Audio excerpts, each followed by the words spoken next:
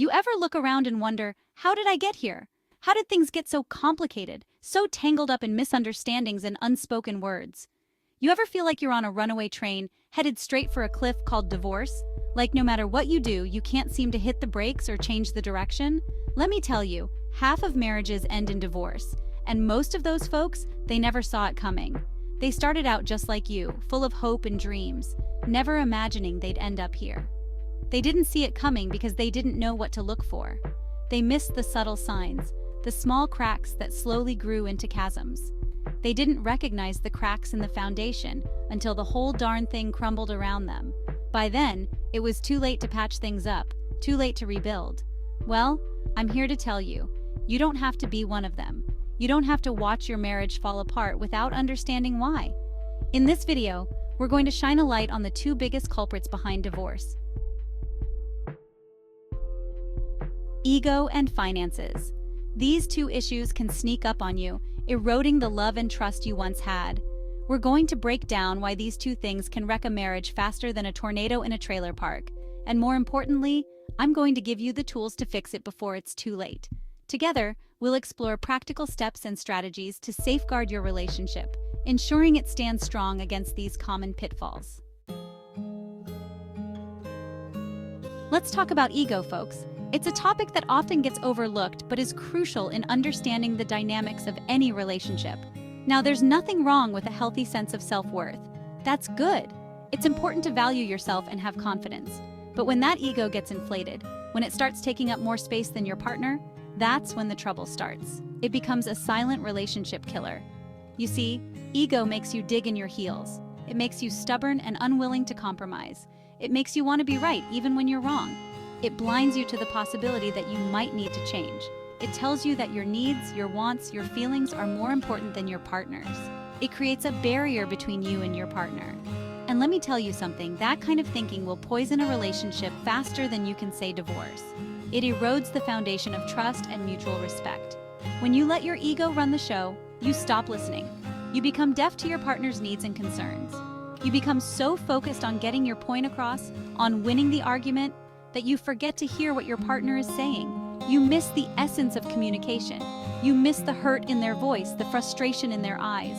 You overlook the emotional cues that are screaming for attention. You become so busy building yourself up that you tear your partner down without even realizing it. It's a destructive cycle. And here's the kicker. Ego loves to play the blame game. It shifts responsibility away from you. It's never your fault, right? It's always easier to point fingers. It's always your partner's fault. They are the ones who need to change, not you. If only they would change this or that, then everything would be fine. Sound familiar? It's a common trap. That's ego talking, and it's a dangerous game to play. It creates a toxic environment. So how do you tame the ego monster? How do you prevent it from ruining your relationship? First, you gotta recognize it. Awareness is the first step towards change. Start paying attention to how you communicate with your partner. Notice the patterns. Are you really listening, or are you just waiting for your turn to talk? Are you engaging in a meaningful dialogue? Are you quick to criticize and slow to apologize? These are signs of an unchecked ego. Once you start recognizing those ego-driven behaviors, you can start changing them. Start practicing empathy. It's a powerful antidote. Put yourself in your partner's shoes. Try to understand their perspective. Try to see things from their perspective. It can transform your relationship. Remember, a relationship is a two-way street. It requires effort from both sides. It's about give and take, compromise, and understanding. It's about finding a balance. It's about putting the we before the me.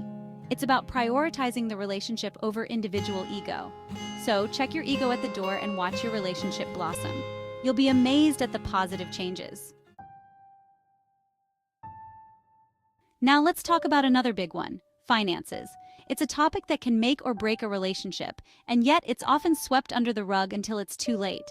Money problems are like termites in a marriage. They start small, almost invisible, but if left unchecked, they can cause significant damage. They eat away at the foundation, slowly but surely, until one day, the whole thing collapses. It's a slow burn that can catch you off guard. You see, it's not really about the money itself. It's about what money represents in a relationship. It's about the stress, the resentment, the lack of trust that money problems can create. These emotions can fester and grow, leading to bigger issues down the line. It's about arguing over bills, hiding purchases, and feeling trapped in a cycle of debt. These behaviors can erode the trust and transparency that are crucial for a healthy relationship. When you're constantly worried about money, it's hard to focus on anything else. It becomes an all-consuming issue that overshadows other aspects of your life.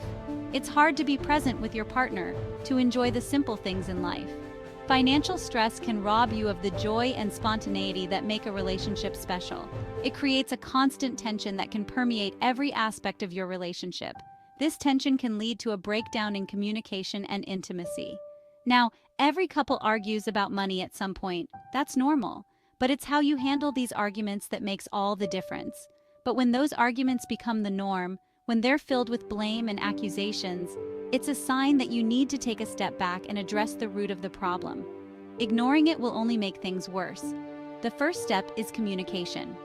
Open, honest, and frequent communication about your financial situation is key. You and your partner need to get on the same page about your finances. This means having regular discussions about your financial goals, challenges, and plans. Sit down together, go over your income, your expenses, your debts. Make sure you both understand where you stand financially. Be honest and open about your spending habits, your financial goals, and your fears. Transparency is crucial for building trust. Once you have a clear picture of where you stand financially, you can start creating a budget that works for both of you. This budget should be realistic and flexible, allowing for both savings and spending. This isn't about restricting each other or keeping score. It's about working together as a team to achieve your shared financial goals. Support each other and hold each other accountable. Celebrate your milestones and progress, no matter how small. And remember, financial problems don't disappear overnight. It takes time, effort, and commitment from both partners to get back on track. Patience is key. Stay focused on your long-term goals and keep working towards them. But trust me, the peace of mind that comes with financial stability is worth every bit of effort. It's a journey, but one that can bring you closer together as a couple. Look, relationships take work. There's no getting around it. But if you're willing to put in the effort, to face those tough issues head-on, to choose love and understanding every single day, then you're already on the right track. Remember, you have the power to create the relationship of your dreams.